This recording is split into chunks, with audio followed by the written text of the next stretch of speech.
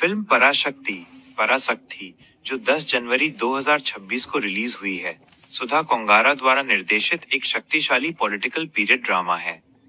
यह फिल्म 1960 के दशक के तमिलनाडु में हुए हिंदी विरोधी आंदोलन एंटी हिंदी इम्पोजिशन एजिटेशन की वास्तविक घटनाओं पर आधारित है। नीचे फिल्म की कहानी और महत्वपूर्ण संवादों का विवरण दिया गया है। फिल्म की कहानी, प्लॉट समरी। फिल्म की कहानी 1959 से शुरू होकर 1965 के उथल-पुथल भरे दौर तक जाती है। दो भाइयों की विचारधारा। फिल्म दो भाइयों, चेजियन शिवकार्तिकेयन और चिन्नदुरई अथर्वा के इर्द गिर्द घूमती है। चेजियन एक रेलवे कर्मचारी है जो शांत और आदर्शवादी है, जबकि चिन्ना एक विद्रोही छात्र नेता है। संघर्ष की शुरुआत। कहानी तब गति पकड़ती है जब केंद्र सरकार द्वारा हिंदी को एकमात्र आधिकारिक भाषा बनाने का प्रयास किया जाता है। फिल्म दिखाती है कि कैसे एक आम इंसान के लिए भाषा का थोपा जाना उसकी पहचान और रोजी रोटी पर संकट बन जाता है। एक भावुक सीन में एक बुजुर्ग महिला पोस्ट ऑफिस में पैसे नहीं भेज पाती क्योंकि फॉर्म केवल हिंदी में है। मुख्य टकराव। चेजियन, जो खुद हिंदी सीख चुका है, महसूस करता है कि सिस्टम हिंदी न जानने वालों को अनपढ़ घोषित कर रहा है। भाइयों का मुकाबला तिरुनादन रवि मोहन से होता है, जो एक कठोर सरकारी अधिकारी पुलिस अधिकारी है और इस आंदोलन को कुचलना चाहता है। निष्कर्ष। फिल्म का अंत एक बड़े छात्र आंदोलन और बलिदान के साथ होता है, जो ये संदेश देता है कि यह लड़ाई किसी भाषा के खिलाफ नहीं, बल्कि अपनी स्वतंत्रता और पहचान को बचाने के लिए थी। मुख्य संवाद, की डायलॉग्स। चूंकि ये फिल्म मूल रूप से तमिल में है, इसके हिंदी डब संस्करण या विषय के आधार पर कुछ प्रभावशाली संवाद इस प्रकार हैं। 1. भाषा के थोपने पर चेजियन का तर्क। मैं हिंदी के खिलाफ नहीं हूं, मैं हिंदी को थोपे जाने इम्पोजिशन के खिलाफ हूं। अपनी मर्जी से सीखना ज्ञान है और मजबूरी में सीखना गुलामी। 2. बुजुर्ग महिला का दर्द, एक मार्मिक सीन। मैंने 8वीं तक पढ़ाई की है, लेकिन आज इस कागज के टुकड़े ने मुझे अपने ही देश में अनपढ़ बना दिया। 3. चेजियन और अधिकारी रवि मोहन के बीच टकराव। अधिकारी, एक भाषा पूरे देश को जोड़ सकती है। चेजियन, जंजीरें भी जोड़ती हैं साहब, लेकिन वो रिश्ता गुलामी का होता है, एकता का नहीं। 4. आंदोलन का नारा, नीति परवट्टम, न्याय को फैलने दो। ये फिल्म का एक मुख्य हुक लाइन है, जो सेंसर बोर्ड के बदलावों के बाद थी परवट्टम, आग फैलने दो की जगह लिया गया। फिल्म की खास बातें। कलाकार, शिवकार्तिकेयन, अथर्वा, श्रीलीला, तेलुगु लड़की और रेडियो प्रेजेंटर के रूप में, और रवि मोहन। संगीत, जीवी प्रकाश कुमार का संगीत और बैकग्राउंड स्कोर फिल्म की जान है। विवाद। फिल्म को सेंसर बोर्ड सीबीएफसी से। फिल्म के जिस सीन ने सबसे ज्यादा चर्चा बटोरी है, वो है इसका रेलवे स्टेशन क्लाइमेक्स और रेडियो स्टेशन वाला हिस्सा। यहाँ इन दो मुख्य दृश्यों और उनके प्रभाव के बारे में विस्तार से बताया गया है। 1. रेलवे स्टेशन का भावुक दृश्य, द क्लाइमैक्स। फिल्म के अंत में शिवकार्तिकेयन चेजियन एक रेलवे स्टेशन पर खड़ा होता है, जहां आंदोलनकारी पटरियों पर लेटे हुए हैं। सीन। पुलिस बल भीड़ को हटाने की कोशिश करता है, लेकिन चेजियन हाथ में एक काला झंडा लेकर शांत खड़ा रहता है। वो चिल्लाता नहीं है, बल्कि उसकी आंखों में गुस्सा और दर्द है। संवाद। वह पुलिस अधिकारी से कहता है, साहब, अगर आप मेरी जुबान काट भी देंगे, तो भी मेरा खून वही पुकारेगा जो मेरी माँ ने मुझे सिखाया है। आप भूगोल बदल सकते हैं, इतिहास बदल सकते हैं, लेकिन किसी के दिल की आवाज नहीं बदल सकते। 2. रेडियो स्टेशन और श्रीलीला का किरदार। श्रीलीला फिल्म में एक रेडियो प्रेजेंटर का रोल निभा रही हैं। उनका किरदार एक ऐसी लड़की का है जो उत्तर भारत से है, लेकिन दक्षिण की भावनाओं को समझती है। सीन। जब पूरे राज्य में संचार बंद कर दिया जाता है, तब वो चुपके से रेडियो स्टेशन से एक गुप्त संदेश प्रसारित करती है।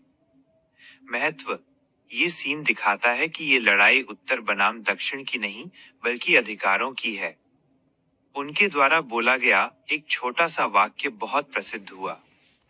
विविधता ही इस देश की खूबसूरती है, इसे एक रंग में रंगने की कोशिश मत करो। फिल्म के गाने, म्यूजिक हाइलाइट्स। जीवी प्रकाश कुमार ने इस फिल्म में लोक संगीत, फोक और आधुनिक वाद्य यंत्रों का बेहतरीन मेल किया है। गाना, गायक, संदर्भ, परशक्ति एंथम, अनिरुद्ध रविचंदर। यह एक ऊर्जावान गाना है जो छात्र विद्रोह को दिखाता है। मदर टंग, माँ बोली। चिन्मयी श्रीपदा। यह एक इमोशनल गाना है जो अपनी भाषा के प्रति प्यार को दर्शाता है। संघर्ष, सिद्ध श्री राम। यह चेजियन और उसके भाई के बीच के वैचारिक मतभेद पर आधारित है। फिल्म का संदेश, फिल्म का असली हीरो कोई इंसान नहीं बल्कि आत्मसम्मान, सेल्फ रिस्पेक्ट है। सुधा कोंगारा ने बहुत ही बारीकी से दिखाया है कि कैसे एक मध्यम वर्गीय परिवार राजनीति की भेंट चढ़ जाता है, फिर भी झुकता नहीं है। फिल्म के विलेन, खलनायक और इसके चौंकाने वाले अंत एंडिंग ने दर्शकों को झकझोर कर रख दिया है। यहाँ उसका पूरा विवरण है। मुख्य खलनायक, तिरुनादन रवि मोहन का किरदार। फिल्म में रवि मोहन ने तिरुनादन नाम के एक सख्त आईपीएस अधिकारी की भूमिका निभाई है। वो कोई पारंपरिक गुंडा नहीं है, बल्कि एक ऐसा व्यक्ति है जो मानता है कि अनुशासन और एक राष्ट्र, एक भाषा ही देश को बचाने का एकमात्र तरीका है। किरदार की खूबी, वो चेजियन, शिवकार्तिकेयन से नफरत नहीं करता, बल्कि उसे एक भटका हुआ नागरिक मानता है। वह कानून की आड़ में दमन करता है। टकराव का बिंदु, तिरुनादन का मानना है कि भाषा सिर्फ बात करने का जरिया है, जबकि चेजियन के लिए भाषा उसकी आत्मा है। उनके बीच का दिमागी खेल, माइंड गेम्स, फिल्म का सबसे मजबूत हिस्सा है। फिल्म का अंत, ending minus spoiler alert. Film का अंत काफी दुखद लेकिन प्रेरणादायक है। एक बलिदान आंदोलन के चरम पर पुलिस को गोली चलाने का आदेश मिलता है। चेजियन का छोटा भाई चिन्नदुरई अथर्वा छात्रों को बचाने की कोशिश में गंभीर रूप से घायल हो जाता है। 2. चेजियन का रूपांतरण। अब तक शांति की बात करने वाला चेजियन पूरी तरह बदल जाता है। वो हिंसा नहीं करता, बल्कि बौद्धिक क्रांति का रास्ता चुनता है। वो सरकारी नौकरी छोड़ देता है और पूरी दुनिया को ये दिखाने का फैसला करता है कि उनकी भाषा और संस्कृति कितनी समृद्ध है। 3. अंतिम दृश्य। फिल्म का आखिरी शॉट बहुत शक्तिशाली है। चेजियन एक स्कूल की दीवार पर अपनी भाषा का पहला अक्षर लिखता है, जबकि बैकग्राउंड में तिरुनादन उसे दूर से देख रहा होता है। तिरुनादन को एहसास होता है कि वो लोगों को मार सकता है, लेकिन उनके विचारों और उनकी भाषा के प्रति प्रेम को कभी खत्म नहीं कर सकता। फिल्म का अंतिम संवाद, फाइनल डायलॉग। जब फिल्म खत्म होती है तो स्क्रीन काली होने से पहले चेजियन की आवाज सुनाई देती है। जब तक इस धरती पर एक भी बच्चा अपनी माँ को उसकी भाषा में पुकारेगा, तब तक पराशक्ति जीवित रहेगी। साम्राज्य आते जाते रहेंगे, पर शब्द अमर होते हैं। बॉक्स ऑफिस और समीक्षा, रिव्यू। फिल्म को आलोचकों ने 4.55 स्टार दिए हैं।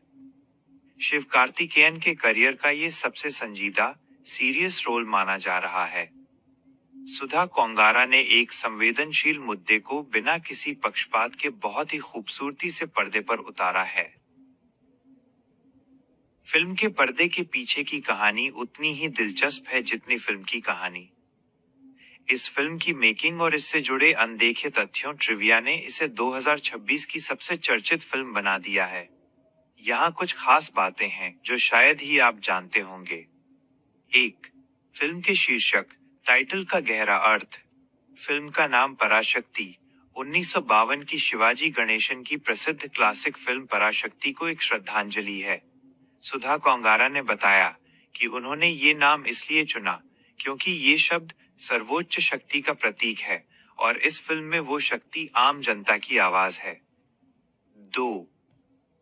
शिवकार्तिकेयन का मेकओवर। चेजियन के किरदार के लिए शिवकार्तिकेयन ने लगभग 15 किलो वजन घटाया और 1960 के दशक के व्यक्ति जैसा दिखने के लिए महीनों तक अपनी बॉडी लैंग्वेज पर काम किया। उन्होंने इस फिल्म के लिए अपनी सिग्नेचर कॉमेडी इमेज को पूरी तरह छोड़ दिया, जिससे उनके प्रशंसक हैरान रह गए। 3. सेट डिजाइन और प्रामाणिकता, ऑथेंटिसिटी। मदुरै का पुनर्जन्म।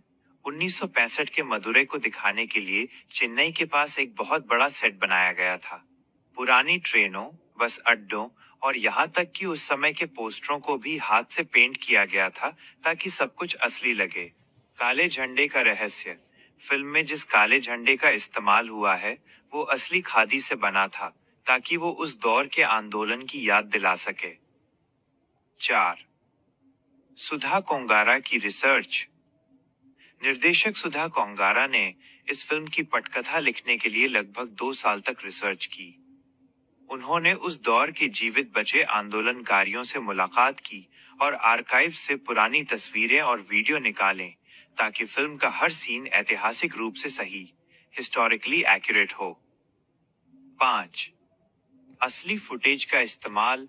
फिल्म के कुछ दृश्यों में 1965 के असली विरोध प्रदर्शनों के ब्लैक एंड व्हाइट फुटेज को आधुनिक सीजीआई की मदद से फिल्म के दृश्यों के साथ जोड़ा गया है। ये तकनीक इतनी सटीक है कि दर्शकों को लगता है कि कलाकार सचमुच उस पुराने समय में मौजूद हैं। 6. सेंसर बोर्ड के साथ विवाद। फिल्म में एक सीन था जहां केंद्र सरकार के एक बड़े नेता का पुतला जलाया जाता है।